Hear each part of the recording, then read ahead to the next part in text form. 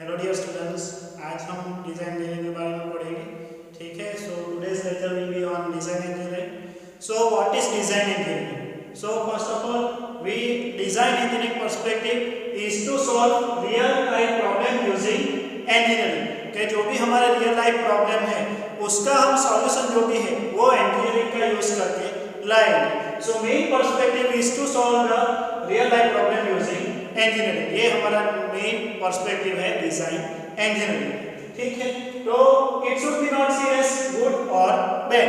तो उसको हमको अच्छा है बुरा है ऐसे करके नहीं देखना है, because we are trying something new. ठीक है, हम कुछ नया ट्राई करने जा रहे हैं। ठीक है, उसमें कुछ अच्छा भी मिल सकता है, कुछ बुरा भी मिल सकता है। ठीक है, तो एंड प्रोसेस पे जो भी मिलेगा, ठीक है, तो उसके अकॉर्डिंगली हम पहले से जज नहीं करेंगे कि इट इज गुड और बैड। ठीक है, everything is right in design engineering.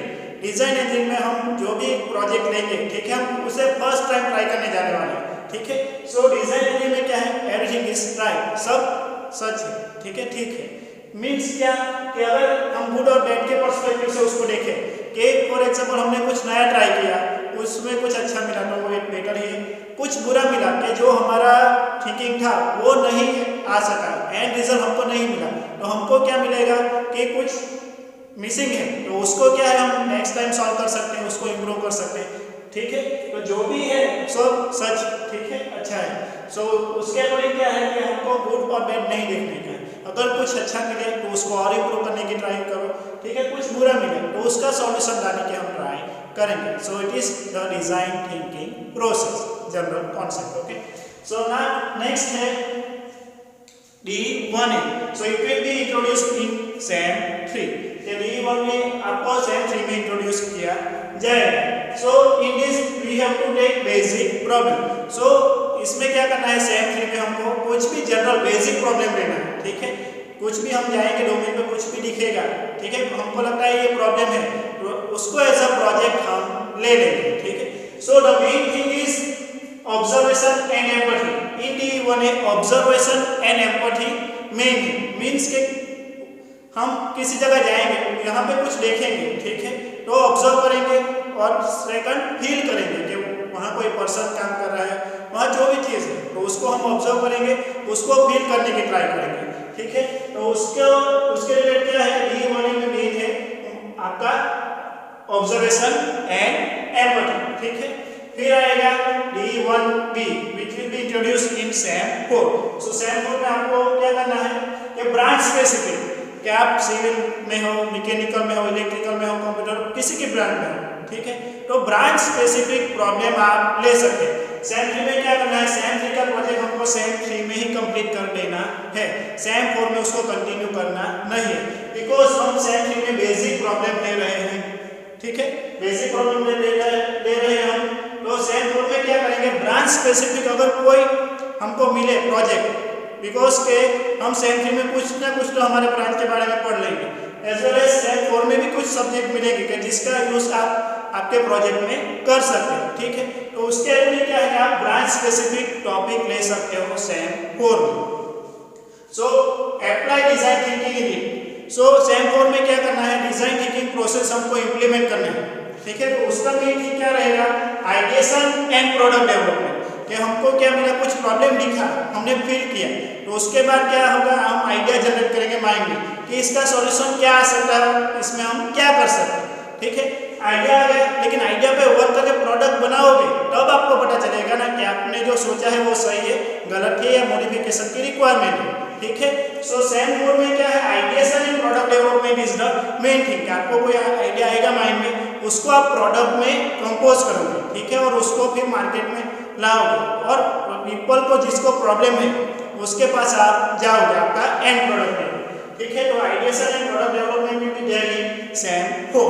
Okay, next आएगा D2A D2B, जो आपको SAM 5 और 6 में रिस्पेक्टिवली ऑफर होगा। तो इसमें क्या है, मेजर प्रोजेक्ट हमको लेना है, half done in SAM 5 and half done in SAM 6, कि हम एक मेजर प्रॉब्लम लेंगे। ठीक है, जो 50% वर्क है वो हम SAM 5 में कंप्लीट करेंगे, और 15% वर्क जो रिमेनिंग है वो हम किस में करेंगे, SAM 6 में। सो SAM 5 में होगा D2A एंड SAM 6 में होगा D2B।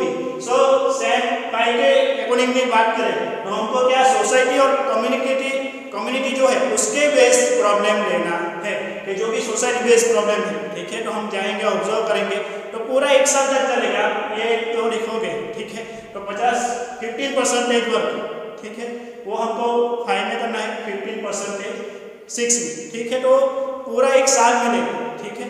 तो इसके अकॉर्डिंग आपको क्या करना है, एक सोसाइटी में मेजर प्रॉब्लम जो है कि जिसका डेटा भी बड़ा होगा, एनालिसिस भी ज़्यादा होगा, ठीक है, एरिया भी लार्ज होगा, मीन्स कि हमारा जो ऑब्जर्वेशन है उसके लिए वेरियस एस्पेक्ट होंगे। उसके अकॉर्डिंग क्या है कि हम क्या करेंगे 50% वर्क ही कंप्लीट कर पाएंगे सेम 5 और बाकी का 50% जाएगा सेम 6 में। तो सोसाइटी बेस्ड प्रॉब्लम लेना है और कम्युनिटी बेस्ड प्रॉब्लम लेना है। सेम 6 में क्या होगा, प्रोटोटाइप एंड टेस्टिंग, कि हम जो सॉल्यूशन सोच रहे हैं उसका प्रोटोटाइप मीन्स के मॉडल बनाएंगे। It can be a working model और स्टील मॉडल भी यूज कर सकते हैं। और अगर आपका वर्किंग मॉडल या स्टील मॉडल पॉसिबल नहीं है तो आप क्या करोगे, फ्लोचार्ट भी बना सकते हो, ठीक है। फ्लोचार्ट मीन्स एक सिस्टमेटिक वे में आप उसको देंगे। For example data collection, then summer, winter, monsoon. Summer में कोई अलग प्रॉब्लम हो गई, विंटर में कोई अलग प्रॉब्लम हो गई, मानसून में कोई अलग प्रॉब्लम हो गई, उसके रिलेटेड सॉल्यूशन भी आप अलग अलग दे सकते हो, ठीक है। तो ये क्या होगा, पूरा फ्लोचार्ट होगा कि प्रोसेस स्टेप बाय स्टेप वो प्रोसीजर फॉलो होगी। तो आपके प्रोजेक्ट के अकॉर्डिंग अगर वर्किंग मॉडल और स्टील मॉडल नहीं है तो आप क्या बना सकते हो, फ्लोचार्ट। तो मेन है इसमें प्रोटोटाइप एंड टेस्टिंग, कि हमने कुछ प्रॉब्लम फाइंड किया, उसका आइडिया माइंड में आया किसमें, हम आइडिएशन फेज पे, ठीक है।